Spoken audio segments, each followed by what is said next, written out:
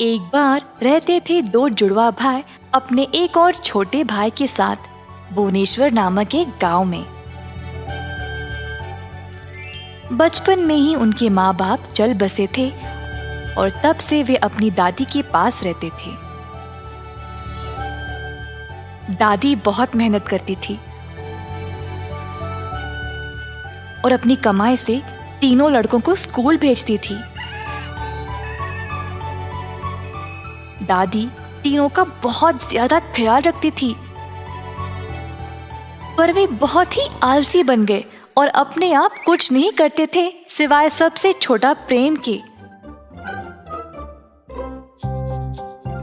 जो अपनी दादी की मदद खेत में किया करता था। सालों बीत गए और दादी जुड़वा भाइयों को लेकर परेशान थी। मुझे देखो बच्चों, मैं बहुत बूढ़ी हो चुकी हूँ। मेरी सेहत भी ठीक नहीं रही। मैं ज्यादा समय तक जीवित नहीं रहूंगी। कृपया अपना ख्याल खुद रखना सीखो ताकि मेरे मरने के बाद तुम परेशानी में ना पड़ जाओ।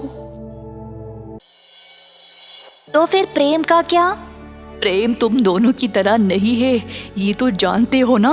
वह रोज मेरे साथ खेत पर आता है, घर के काम काज में भी हाथ बटाता है और तुम दोनों बस खेल कूद में और सोने में समय बिताते हो। प्रेम जिम्मेदार है, तुम दोनों को उससे कुछ सीखना चाहिए। दादी की बात सुनकर राम और श्याम बस चुप रहे। अगले दिन से दोनों भी खेत जाना शुरू किए, पर जल्द खेती बाड़ी से ऊब गए और पहले की तरह आलसी बन गए। दादी अम्मा बहुत निराश हो गई।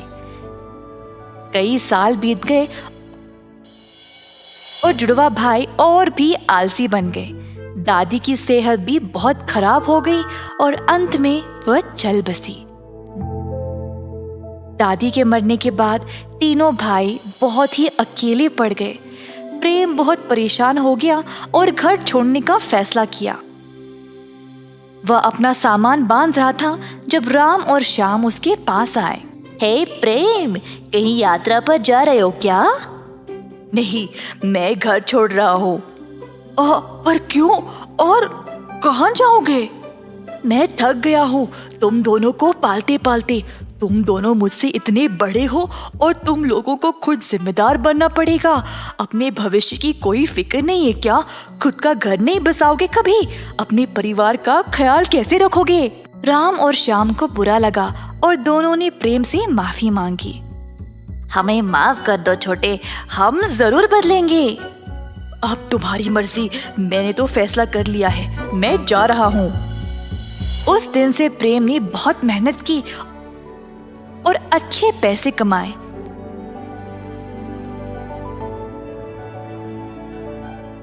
जल्द उसने खुद का मकान भी खरीद लिया। अब जुड़वा भाई अपने जीवन के बारे में सोचने लगे। भैया, अब दादी भी नहीं रही और प्रेम भी, हम क्या करें? हमारा ख्याल कौन रखेगा? हे श्याम, तुम्हें याद है प्रेम ने हमको एक बार बोला था गन्ने की खेत में काम करने के लिए?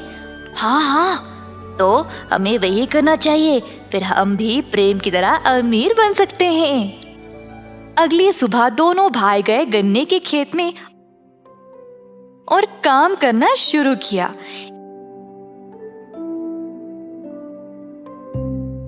एक घंटे के अंदर अंदर आलसी लड़के थक गए। राम और श्याम को काम बहुत ही मुश्किल लगा तो वे खेत पर वापस नहीं गए। फिर से सोचने लगे कि अब वह क्या करे। श्याम, मेरे पास एक रास्ता है अमीर बनने का बिना सरदर्दी के। सच? क्या है? अरे बताओ मुझे। तुम्हें याद है दादी हमें एक जादुई ऑक्टोपस के बारे में बताती थी? हाँ, जिसके सर पे हीरे है, वही ना? हाँ, हम उसके हीरे लेकर बेचकर अमीर बन जाएंगे। पर तुम्हें लगता है कि ऑक्टोपस असली है?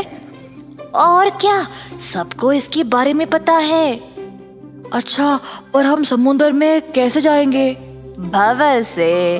भंवर? हाँ, हम समुद्र के नीचे भंवर से पहुंच सकते हैं। दादी ने बोला कि ये भंवर हर 10 साल होता है। पिछली बार से अब तक तो 9 साल हो चुके हैं। शायद इस साल के अंत तक ये भंवर फिर से आएगा। वाह, ये तो कमाल की योजना है। चलो हम तैयारी करते हैं। दोनों भाई ये योजना बनाने लगे कि वे ऑक्टोपस के सर से हीरे कैसे निकालेंगे। कुछ महीनों बाद समुद्र में भंवर शुरू हो गया। जरूरी उपकरण लिए दोनों भंवर में कूद पड़े। जल्द वे समुद्र के नीचे पहुंच गए। दोनों तैरने लगे ऑक्टोपस को ढूंढते हुए। जल्द एक गुफा के पास आ पहुंचे। गुफा में थोड़ी देर बाद अचानक से राम को ऑक्टोपस दिखाई दिया। योजना के अनुसार राम ऑक्टोपस के सामने आ गया और नाचने लगा उसको विचलित करने के लिए। और इसी दौरान श्याम ऑक्टोपस के ऊपर चढ़ गया हीरे निकालने के लिए। परंतु ऑक्टोपस को बहुत गुस्सा आया राम का बेहुदा नाच देखकर। एक हाथ से उसने राम को पकड़ा, दूसरे से श्याम को। समुद्र के ऊपर आकर दोनों को जोर से फेंक दिया। दोनों भाई उड़ते उड़ते समुद्र तट पर जा गिरे। जुड़वा भाइयों को खतरनाक चोट लग गई और वे खड़े भी नहीं हो पा रहे थे। संयोग से प्रेम उसी रास्ते से गुजर रहा था और अपने दोनों भाइयों को रेत पर पड़े हुए देखा। परेशान होकर उनके पास दौड़ता गया और पूछा कि हुआ क्या।